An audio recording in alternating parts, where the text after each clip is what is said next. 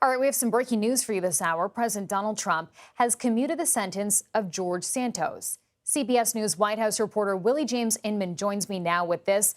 Willie, I don't know if you've had a chance to look at this statement. I haven't. We're all looking at it for the first time. Tell us more about what we know about why this happened and what the president is saying. Hey there, Chanel. Well, we're getting these details from the president in a social media post. He says that he's commuting the sentence of disgraced former Republican Congressman George Santos, who was serving several years in prison on identity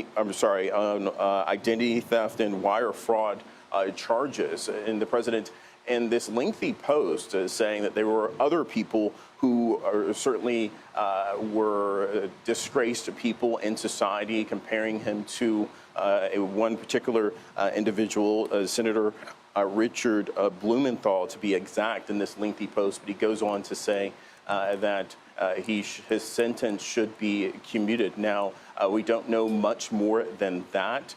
Remember, George Santos was serving several years, about seven years, when he would have to serve in prison. But the president's saying now that his sentence will be commuted. So we'll have to wait and see in terms of what happens next, when the former congressman will be released from federal prison after this news breaking just now. We're receiving it. But certainly a noteworthy development happening today with this commutation that the president has announced via social media, Chanel. And Willie James, I know that Marjorie Taylor Greene was calling for George Santos's 7-year sentence to be commuted. I just wonder, I know it's early stages, whether you're getting any reaction there.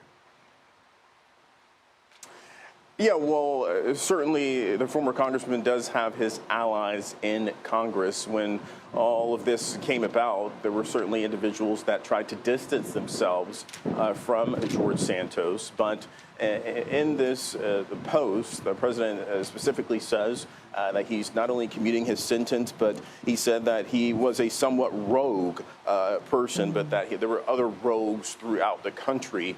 And he noted a specific Democratic senator in this post, comparing the two. Clearly, the president wanted to put that message out there that while Santos might not have been the best individual, but that he somehow deserves a second chance with this commutation that the president announced today, Chanel. Okay, interesting. Thank you so much, Willie James.